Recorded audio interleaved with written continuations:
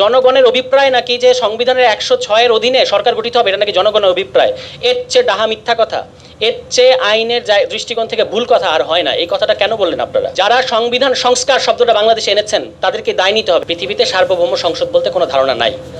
এই ধারণা থেকেই আমাদেরকে প্রথমত বেরোতে হবে। আমাদের যে 90-এর 3 জোটের রূপরেখার কথা আমরা বলি, মানে যেটা নিয়ে আজকে পর্যন্ত আলোচনা হয়, মানে একটা হিস্টোরিক্যাল রেফারেন্স হিসেবে, ওই 90-এর 3 জোটের রূপরেখার প্রধান সমস্যা ছিল যে ওখানে বলা হয়েছে যে সার্বভৌম সংসদ তারা কায়েম করবে। তো সার্বভৌম সংসদ কায়েম করার অর্থ হচ্ছে এই সংসদে কি করতে পারবেন আপনি? আপনি সংসদে দাঁড়িয়ে বলতে পারবেন আজকে থেকে আগামী 5 বছরের জন্য এই সরকারের ক্ষমতা বিস্তৃত করা হলো, যেটা বাকশালে করা হয়েছিল। আপনারা মনে করে দেখেন, চতুর্থ সংশোধনী পার্লামেন্টে দাঁড়িয়ে 2/3 জোরে বলছে যে আজকে থেকে এই সংসদ আরো 5 বছর বাড়িয়ে দেওয়া হলো এবং আপনাদেরকে ধরে নিতে হবে এটা নির্বাচিত সংসদ। এই হচ্ছে সার্বভৌম সংসদের মানে মাজেজা বা মজা। যুক্তরাষ্ট্রের 1 নম্বর জিম চেইন গোল্ড জিম এখন আবারও বাংলাদেশে বসুন্ধরা আবাসিক এলাকা ও বসুন্ধরা সিটি শপিং মলে। যতবার আমাদের এখানে দলগুলোর কাছে 2/3 ক্ষমতা ছিল, তারা এমন এমন সংবিধানের সংশোধনী এনেছে যেটা আমাদের রাষ্ট্রকে গভীর সংকটের দিকে ঠেলে দিয়েছে। আমি আপনাদেরকে 3টা উদাহরণ দেব। একটা তো বাকশালের কথা আমি বললাম, যখন 2/3 ছিল এবং 2/3 ফলে যে সংবিধান সংশোধনী করেছে যে রাষ্ট্রের ফান্ডামেন্টাল ক্যারেক্টারই বদলে দিয়েছে। এরপরে 2001 সালে যখন বিএনপি সরকার ক্ষমতায় আসে, তারা চতুর্দশ সংশোধনী করে, আপনারা জানেন 2004 বা 5-এর দিকে। এবং সেই চতুর্দশ সংশোধনী কী ছিল? যে বিচারপতি অবসরের বয়স বাড়ানো, 65 থেকে 67 করা। এবং এটার উদ্দেশ্য ছিল নিজেদের পছন্দের একজন ব্যক্তিকে তত্ত্বাবধায়ক সরকারের প্রধান বানানো।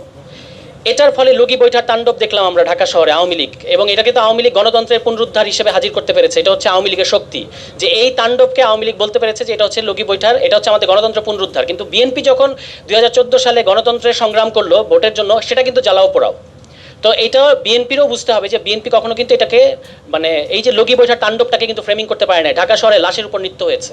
তো আমার বলার কথাটা হচ্ছে, চতুর্দশ সংশোধনী করেছে কিন্তু বিএনপি, কিন্তু সেটার ভিকটিম হয়েছে বিএনপি। কারণ এই লগি বৈঠার তাণ্ডব এবং এরপরে 1/11 এসছে বাংলাদেশে, যে 1/11কে শেখ হাসিনা বলেছেন যে 1/11 আমাদের আন্দোলনের ফসল।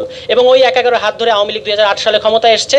ক্ষমতায় এসে কোনো ধরনের কারোর সাথে আলোচনা না করে শেখ হাসিনার প্রায় একক ইচ্ছায় আবারও 2/3 ক্ষমতার জোরে তারা ওই যে তত্ত্বাবধায়ক সরকার ব্যবস্থা বাতিল করে দিয়েছে।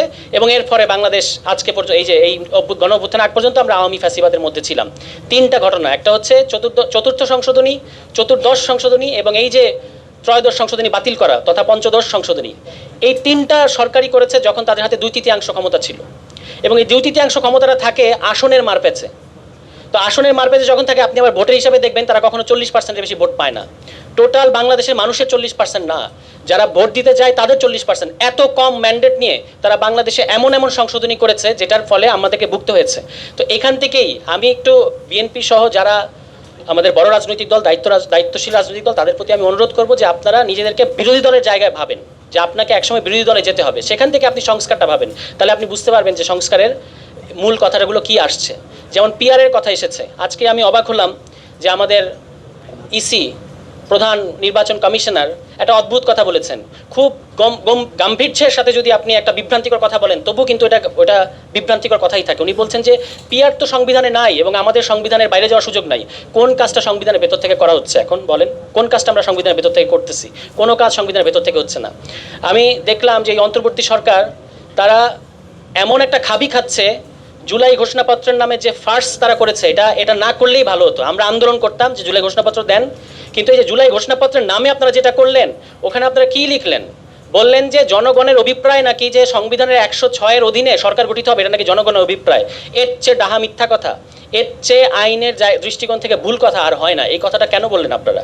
এবং বলার মধ্যে দিয়ে আমাদেরকে একটা গভীর সংকটের মধ্যে ঠেলে দিয়েছেন এখনো পর্যন্ত। এবং দেখেন ওই ঘোষণাপত্র, আপনি কি পৃথিবীতে ঘোষণাপত্রের ইতিহাসকে আমরা জানি না? ঘোষণাপত্র নিজেই নিজেকে এনাক্ট করে, নিজেই নিজেকে বলবৎ করে। ঘোষণাপত্র বলবে যে আমি আজকে থেকে কার্যকর হলাম।